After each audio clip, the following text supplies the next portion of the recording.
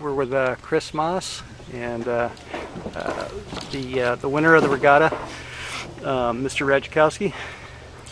Let's talk about the day and the week and how things went in your guys' minds. Well, today was, it started off light, but as soon as it got closer to the start, it was like definitely the windiest day we've seen all week. I really wanted to do another race. I wanted to see what we could have done, but it was just. I'm glad that they called it. It would have been a disaster. It would have been a disaster. The reach would have been terrifying. I'm the guy that stood to win or to gain today to beat Mikey, but I'm glad they called it. It was the right call. Okay. It would have been a mess out there. Okay. So yeah, it was good.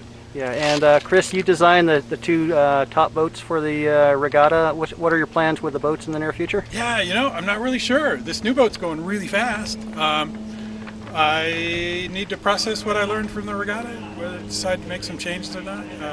Got some new thoughts about bow design. The bow on this boat's really fine, maybe the finest one here, and I think that's a good thing, though it makes survival downwind marginal when it's really blowing hard. So the T-foil rudder was a help with that, and yeah, I don't know. I need to think about it a bit. I think our rigs are really good. We're using these Taylor sails. It's really fast, and great guy to work with. He's willing to incorporate our ideas, and if he thinks they're too stupid, he'll politely tell us so. And yeah, not really sure where I'll go. Probably some hull tweaks, but nothing major. Okay, and tomorrow you guys are racing in the championship for the New York Cup. Right, for the New York Cup. Tell us a little bit about the New York Cup. What do you know?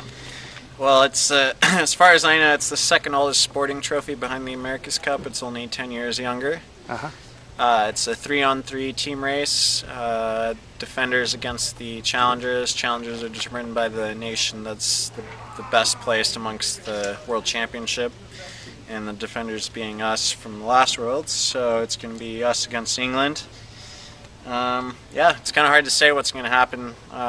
They've definitely got some really good sailors when it's light to moderate, and then I think as soon as it gets anywhere to where it's been this entire event, I think Chris and I will just walk away. So it's going to be hoping. Well, we're hoping, yeah, exactly. I don't know, maybe they've been sandbagging the whole time.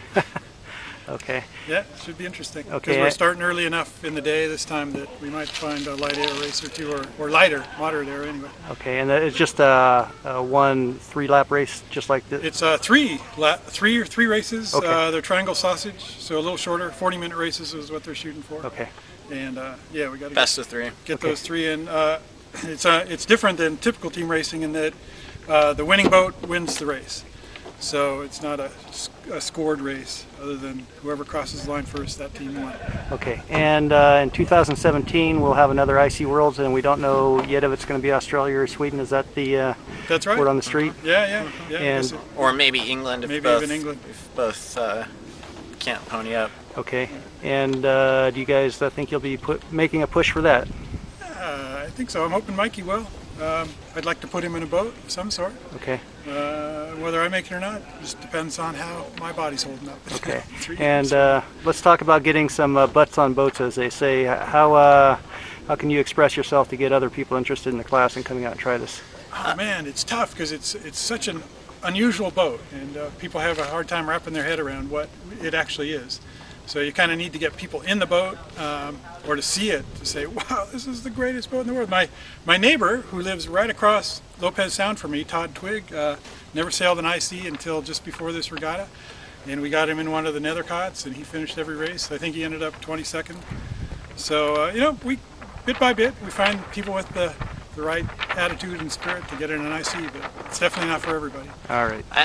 I think the biggest thing is trying to push these boats more as skiffs than dinghies. I think if we try to advertise this boat more as a high performance boat and push the design and the sails to kind of match that, I think we can attract more people. It's a development class, and development classes always attract people with bigger brains who want to tweak and I think if we present this right to people, I think we could definitely draw at least a little bit more. Okay. It's definitely the hardest boat I've ever sailed.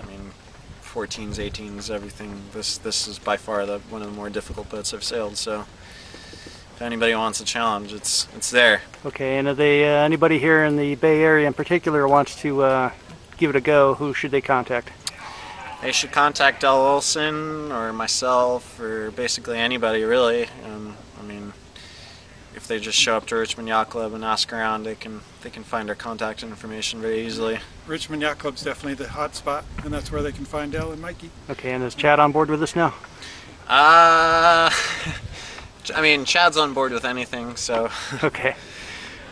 But he also knows how to get a hold of us, so. Okay, great. There is that. All right, again, congratulations, guys, and thanks for the interview. Thank you. Thank you.